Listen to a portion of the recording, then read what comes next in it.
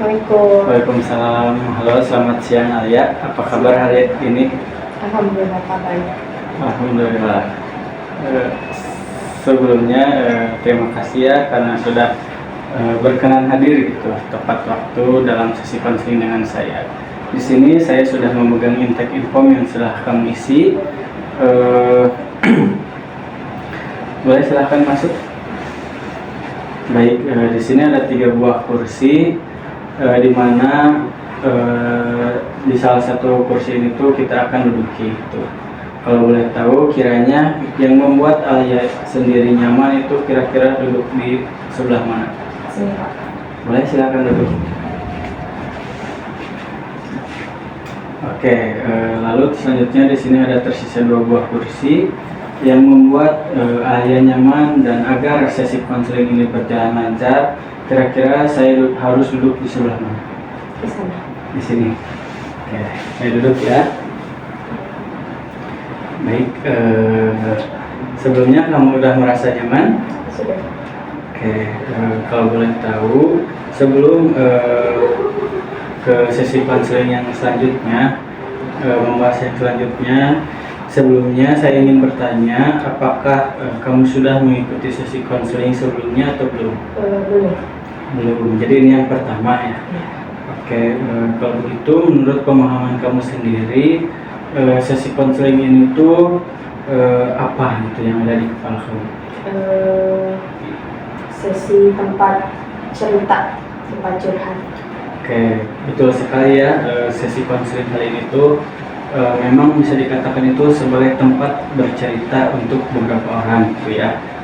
Baik, oke, izinkan saya untuk menjelaskan sedikit juga ya, di mana saya di sini Ridwan Mahesa. Di sini saya sebagai konselor profesional gitu. Lalu tugas saya adalah untuk menemani dan juga memfasilitasi kamu untuk mengeksplorasikan apa yang sedang dirasakan atau dihadapi. Lalu sedangkan peran kamu di sini sebagai klien yaitu adalah secara sukarela menceritakan yang ingin dibicarakan. Nah, di sini kita akan bekerja sama, akan mencari solusi ataupun sudut pandang yang baru. Apakah dipahami? Oke. Mengenai pembicaraan kita, saya ingin bertanya sejauh mana hal-hal yang kita bicarakan ini boleh disampaikan tuh kepada siapa aja? Gak ada. Jadi harus dirahasiakan gitu ya, mungkin oleh sama saya sendiri aja. Oke, baik. Nah, mungkin di sini saya di sini izin sambil mencatat ya, juga izin sambil merekam juga. Apakah diperbolehkan? Oke. Nah, sebelum kita melangkah lebih jauh lagi ke inti cerita, apakah ada pertanyaan lain terkait proses ini? Sudah. Sudah cukup. Oke. Baik, untuk rencananya mungkin saya jelaskan sedikit. Dalam sesi konseling ini tuh kita akan ada sekitar 4 pertemuan, dan dalam satu pertemuan ini tuh berdurasi sekitar 45 sampai 60 menit. Apakah kamu setuju? Setuju Pak. Oke, sebelumnya terima kasih banyak ya karena sudah mempercayai saya sebagai konselor kamu hari ini. Saya sangat mengapresiasi gitu atas keterbukaan dan ketersediaan kamu. Boleh saya tahu apa yang ingin kamu selesaikan dalam pertemuan kita hari ini? Jadi saya mengalami permasalahan dalam organisasi saya. Terus saya tuh merasa kecewa dan sakit hati terhadap organisasi gitu, karena lepas tanggung gimana ya, mereka tuh berpendapat bahwa saya lepas tanggung jawab karena saya di suatu pertemuan atau rapat gitu saya tidak hadir, dan mereka tuh menyimpulkan bahwa saya lepas tanggung jawab terhadap itu. Tapi saya emang di situ emang benar-benar lagi benar-benar sakit gitu. Oke, jadi kamu merasa disalahpahami gitu ya oleh rekan organisasi kamu karena mereka tidak melihat kondisi kesehatan kamu. Oke, kamu juga merasa kecewa dan juga sedih sama teman-teman kamu karena tidak memberikan dukungan dan justru memojokkan di depan banyak orang gitu. Iya. Oke.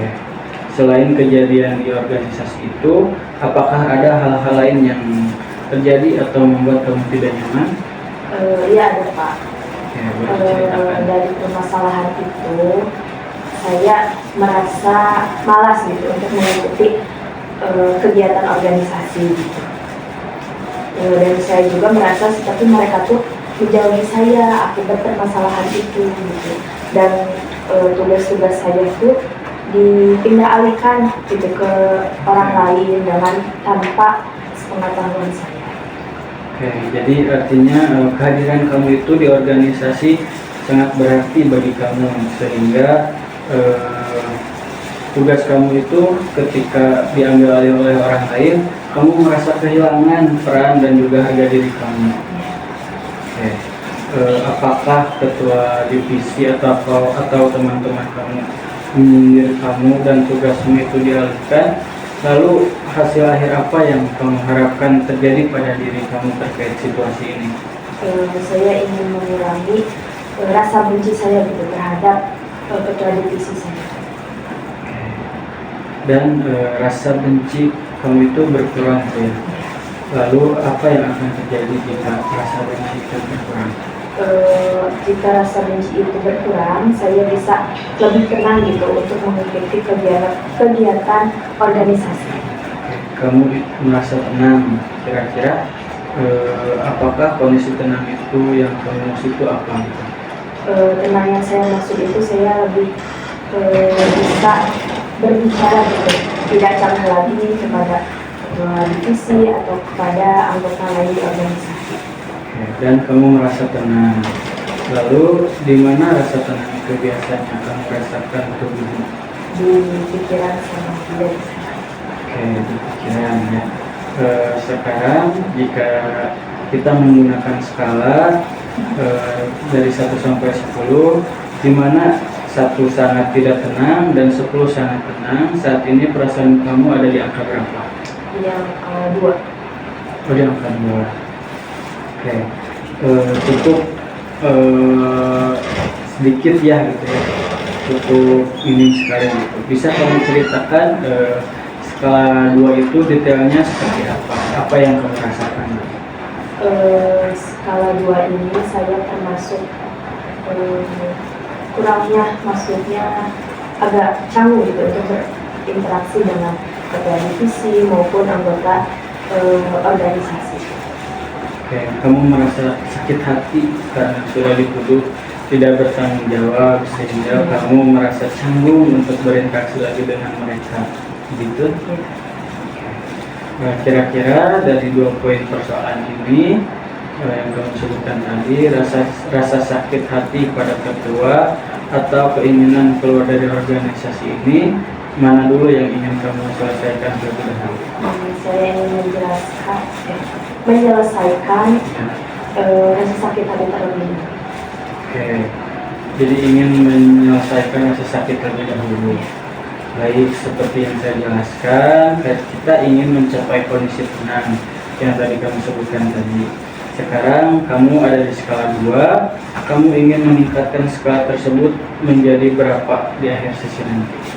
6 kalau enggak 7, antara 6 dan 7. Oke, bisa digambarkan skala 7 itu detailnya seperti apa? Skala 7 yang saya maksud setidaknya saya dapat berani gitu untuk berinteraksi kembali dengan anggota organisasi maupun ketua divisi saya. Oke, baik. Jadi targetnya itu adalah berani untuk menyapa mungkin ya, dan mengurangi rasa sesak gitu di kamu. Lalu bagaimana kamu akan memulai mengatasi masalah ini? Mungkin saya akan bertindak jujur terlebih dahulu pada ketua divisi mengenai permasalahan yang ada. Jadi kamu berencana untuk melakukan komunikasi personal gitu ya ke ketua divisi kamu? Ya. Boleh tahu kapan terakhir kali kamu berkomunikasi dengan dia? 3 hari sebelumnya. Itu pun hanya membicarakan mengenai program kerja di organisasi. Oke. Komunikasi seperti apa yang kamu maksud ingin kamu lakukan nanti? Saya ingin mengajaknya berkomunikasi cara berdua gitu untuk menjelaskan gitu kondisi saya yang sebenarnya. Oke, apakah ada hal lain yang ingin disampaikan sebelum kita menyusun langkah? Sudah cukup. Oke, baik. Saya melihat kamu perlu melangkah untuk mengatasi rasa tidak nyaman ini agar tidak berlarut-larut gitu ya. Lalu langkah apa yang akan kamu mulai lakukan untuk mengatasi masalah tersebut? Saya ingin mengirim pesan mungkin sore ini untuk menemuinya di esok hari untuk membicarakan mengenai permasalahan yang besar. Oke, bagus ya. Jadi kamu akan mengirim pesan sore ini gitu. Seandainya jika di depan kamu sekarang ini ada ketua divisi kamu, apa yang ingin kamu sampaikan kepadanya? Saya akan berminta maaf gitu karena pada rapat kemarin saya tidak berkenan hadir karena alasan tertentu yaitu sakit. Tapi saya sangat terluka gitu dan sakit hati karena beliau telah menyindir saya di grup itu. Selanjutnya saya juga ingin memperbaiki situasi ini agar pekerjaan ini berjalan lancar dan sesuai dengan tujuan divisi. Luar biasa. Jadi dalam sesi ini langkah yang akan kamu lakukan adalah yang pertama mengirim pesan pada sore kali ini, lalu yang kedua bertemu langsung besok untuk menjelaskan perasaan kamu, dan yang ketiga adalah mengklarifikasi pembagian tugas kamu kembali. Menurut kamu apakah langkah-langkah tersebut dapat menyelesaikan masalah ini? Bapak, saya sudah yakin. Baik, mungkin sesi konseling yang pertama kita telah sampai di sini. Apakah bisa kita akhiri sesi ini dan bertemu lagi di minggu depan untuk melihat bagaimana hasilnya? Baik, ya mungkin dicukupkan sekian ya. Terima kasih banyak sudah mengikuti sesi konseling ini. Sampai jumpa di minggu depan.